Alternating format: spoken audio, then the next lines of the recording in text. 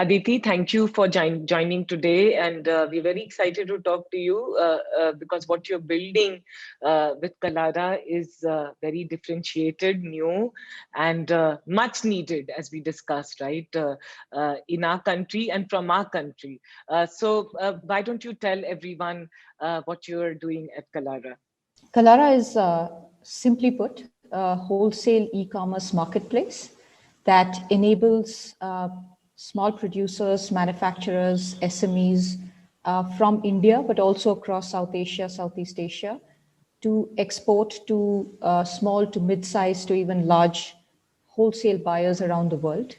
And for both parties to effectively do business in a way that is convenient and reliable. So Kalara as a platform is an intermediary platform, and we enable mutual discovery between both parties. We enable the actual commerce on the platform, and we take care of end-to-end supply chain from the producer till the buyer anywhere in the world. We focus currently primarily on home and lifestyle categories. So home textiles, furnishings, home decor, furniture, fashion accessories, jewelry, wellness products. But we intend to be actually category agnostic. We intend to venture into any category that we believe this part of the world has a manufacturing edge in. We will do both finished goods as well as also intermediary materials like fabrics, essential oils, and so on. Our intention is not to be a niche player. Our intention is to build a large, scalable platform and contribute to global trade from this part of the world. Aditi, I want to understand because what you're doing is big, audacious, and of course needed. What are some of the learnings? Because you were the COO at Ajio.com, which had a very significant scale and revenue. What were some of the key learnings that you had, while building marketplaces and e-commerce business in India, which led to Kalara? Sure. So, I'll just talk a little bit about my professional journey. So I graduated from Pilani, a fairly idealistic student. I was part of student politics, and perhaps was one of the few to join the social venture space straight out of Pilani. We were enabling education in rural areas in the middle of Orcha, Chambal Valley, in fact. And then went on to work with Ashoka, which is the world's largest network of social entrepreneurs. And at the time, while I was inspired and amazed by the work that social entrepreneurs did, the question that plagued me was, how do you scale this? How do you scale the impact of individual entrepreneurs or social entrepreneurs? And therefore, I decidedly, said that I must learn from organizations that have scaled and businesses that have scaled. So then decided to go on to do an MBA. And post that, decidedly again joined a large company, retail. Reliance Retail at the time was, of course, new to retail. This was back in 2011. It was a new entrant, but of course had very ambitious plans at the time, right? And the first few years I spent on the brick and mortar side of retail, right? And I was very lucky to have an opportunity to really see the growth of a brick and mortar business in terms of, what it means to build distribution, what it means like physical distribution, to look at sourcing from a buyer perspective, to look at the manufacturing ecosystem, largely in India at that time, in the fashion and lifestyle space. To understand what the economics of this business looks like, right?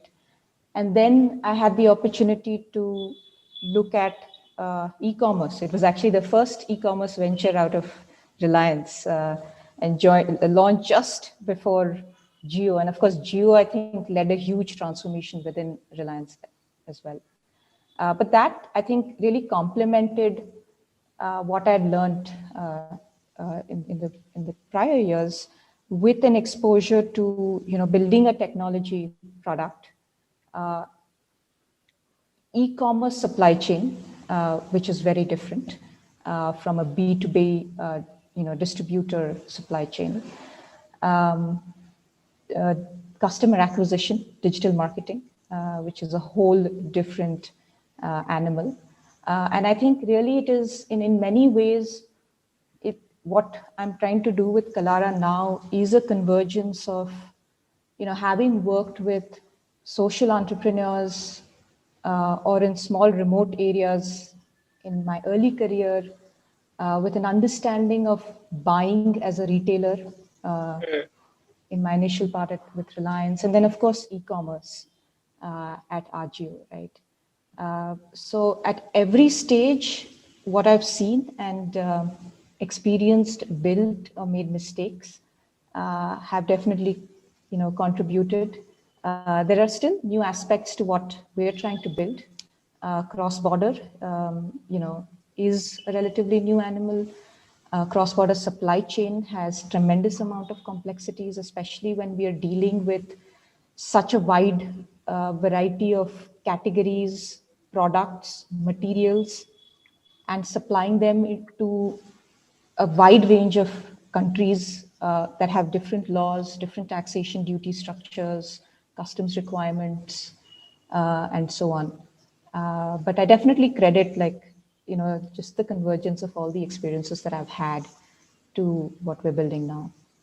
The complexity when it comes to, and again, this is maybe a little different question than on Kalara, but a macro question maybe is that, in India, we have such amazing, one is the talent, second is, artisans and craftspeople producing such amazing high quality stuff.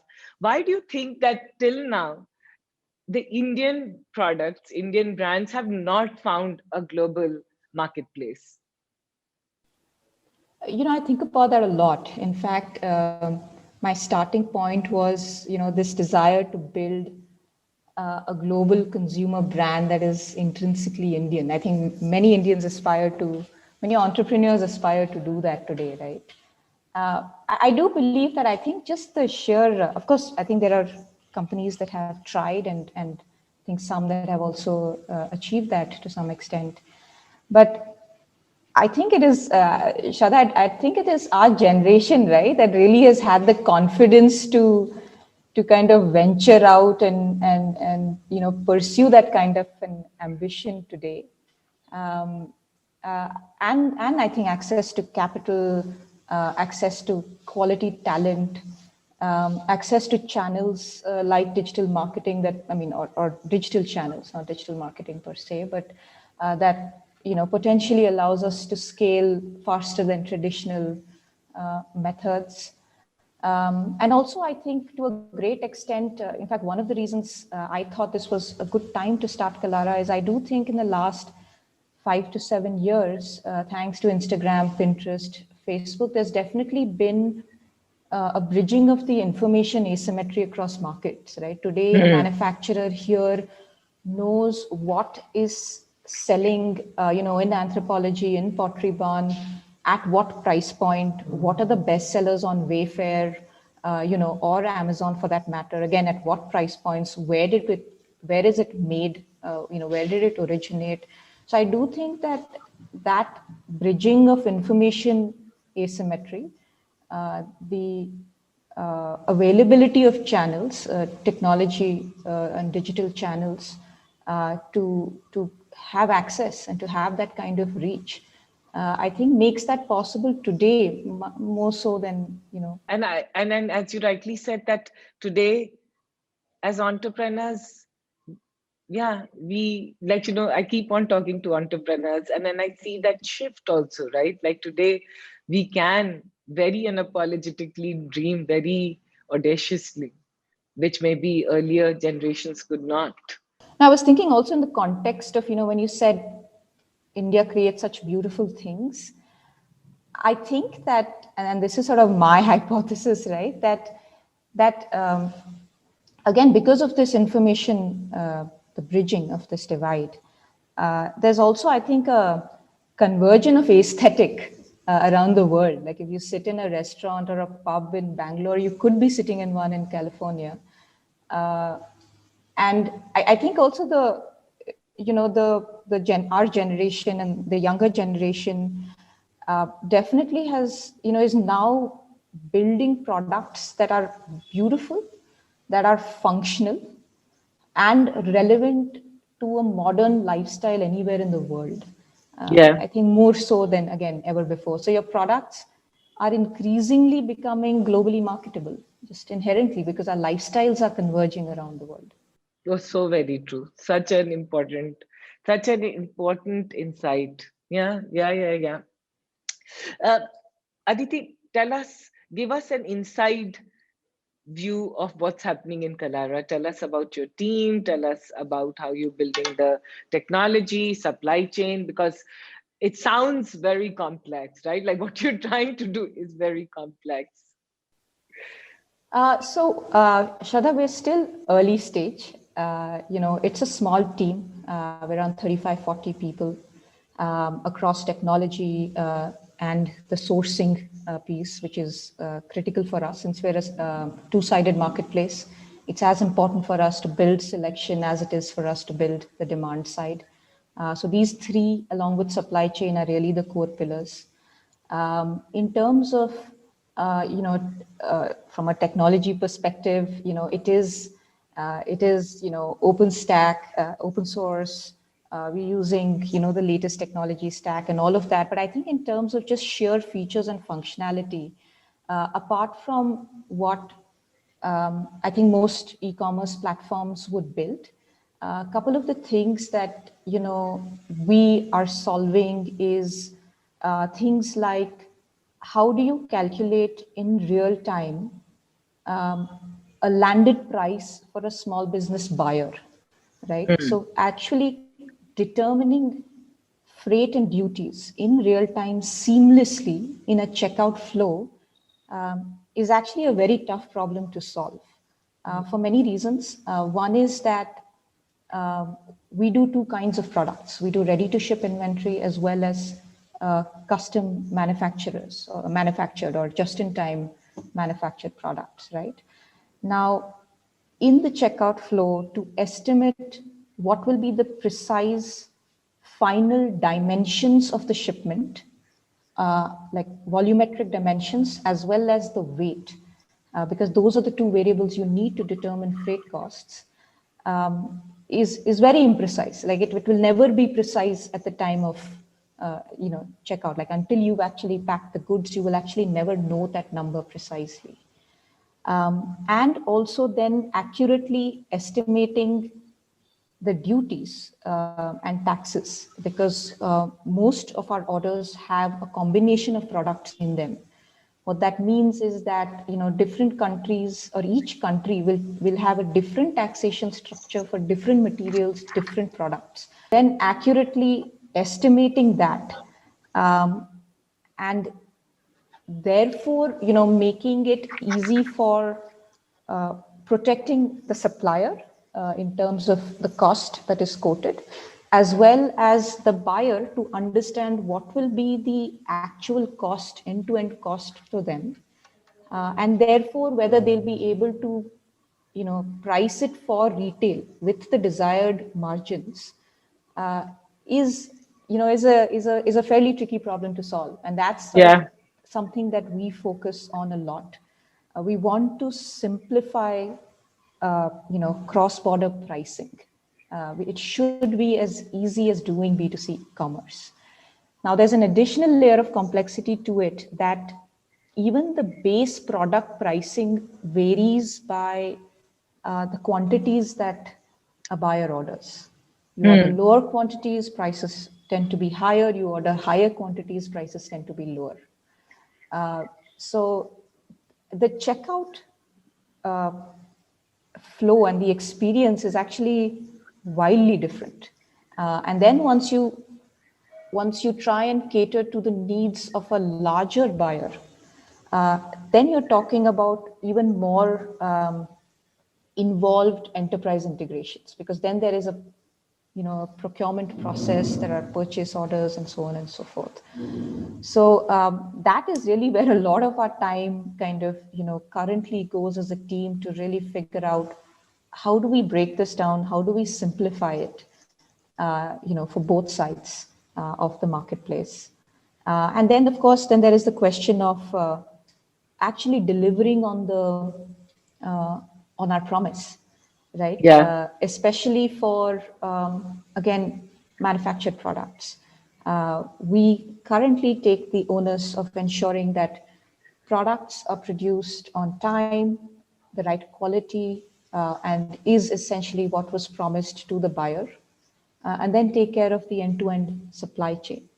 And what that entails is, whether it's air freight or ocean freight, the documentation required towards both origin customs clearance as well as the destination customs clearance, and making sure it all happens on time. Currently, as you might have caught in the papers, there's a significant surge in freight costs. It is unlike, again, domestic commerce, where freight is a very predictable cost.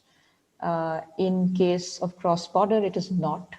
You often get ocean freight quotes that are valid for a certain period of time, but when we are manufacturing, the lead times may well exceed that. Right? So yes, I think it's a small team, but it's a very involved team in in kind of solving both the checkout problems as well as the supply chain related issues. Yeah, when you're saying, I can just imagine what this would entail. That brings me to the question, did you study other cross-border platforms? Because, at least in the startup world here in India, we've not seen very scaled, and I could be wrong, but not found very, very scaled cross-border platforms. And do you think these complexities also make it challenging to scale? So I think, one thing that I learned at Reliance is that scale solves a lot of problems. So the endeavor is always to scale. I think Alibaba has, and that ecosystem has definitely scaled massively. There is, Fair in the US that is also, I think scaling pretty impressively. And I do subscribe to that theory, Shraddha, that once you do that, you have a certain negotiating leverage across across parties. There are things that you can do, that are are suddenly give you more greater degrees of control Yeah. and predictability, right? Which is what we're trying to solve for. That you were in Reliance, and Reliance, if I may say so, is an investor. Yes, so this is a Reliance, it's a completely Reliance-backed entity. And I think I've been, again, like I said, very fortunate from an employee to an investee. And I think also for the business, it's incredible, right? It's like there's so much synergy to leverage, from a company like this, from a company that I have been part of, that I know and understand. I have on the board, people who I have a lot of respect for, whose brains I can pick, when I want to, when I'm trying to solve certain problems, who've built large scalable businesses themselves. So yes, I think it's pretty amazing. And if I have to ask you, Aditi, what's the, like, of course, things change and journeys evolve, but as of today, what's the big vision, if you had to say? big vision, big dream that you're looking? I think this again, when I kind of started Kalara, when I was thinking about it, it really was, as someone put it, like, look, looking for my life's work, right? I think many people go through a midlife crisis trying to figure out what am I doing with my life. Uh, so to me, I think, again, this was really a coming together of the many things I want to do. I want to place India on the map. I want to place Indian design at par with Scandinavian or Japanese design in a very modern way. I want to be able to build a platform that contributes to global trade in a meaningful way. I want to be able to contribute to sustainable consumption, right? There are just so many pieces of this that inspire us every day with every order. We just shipped cowbells from Oh, Kutch to Australia.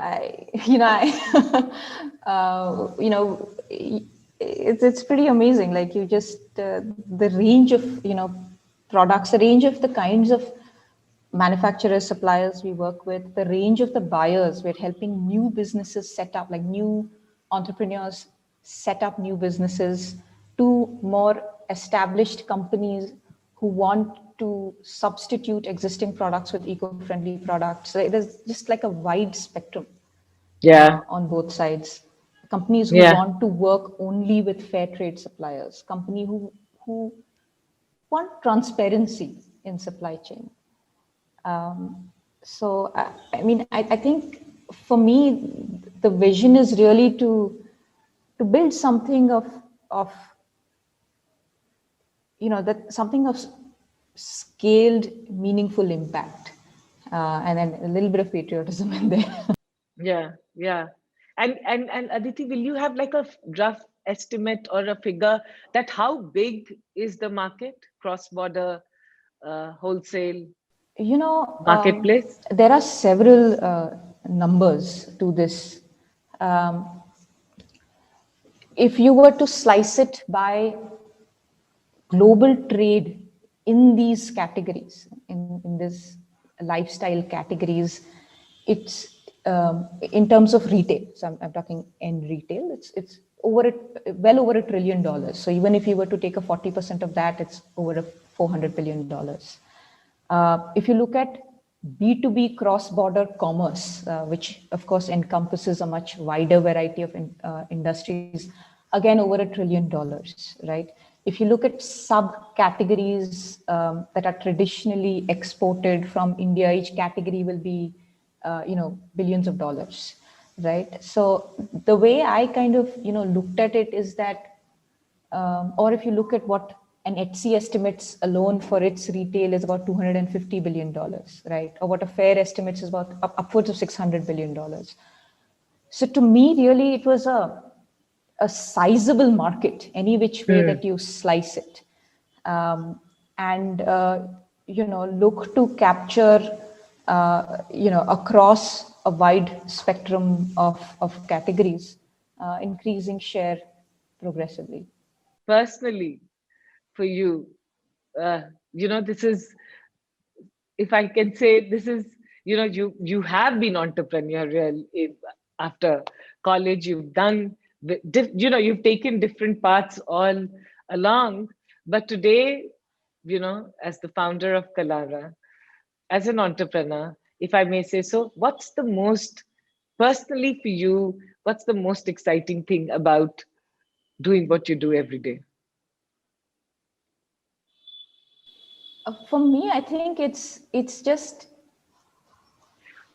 two aspects. I think this daily feeling of fulfillment, which I think I was craving, right? Of course, it was interesting work that I've done in the past.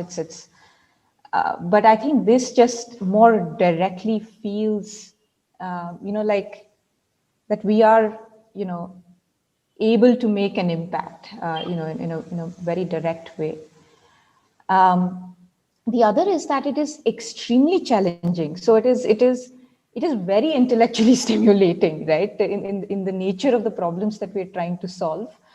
And I think it's that combination which is lethal, right? Like it just motivates me tremendously. Uh, just the combination of the two. Yeah, and last, what does Kalara mean? Oh, okay. So it's a sort of a hybrid of kala, which is Ah. art, and Ira, which is earth. So we kind of blended the two and we use Q because it's easier to get domain names. Thank you. Thank you so much, Aditi. This was, I learned a lot through, because, the word cross-border marketplace has, it sounds very exciting, but I think with you today, we've gone deeper. And also with Kalara, what you are building is something I think uh, we all in the country should root for, and we'll all be very proud, because at the end of the day, this is taking from India to the world. And yeah. So thank you.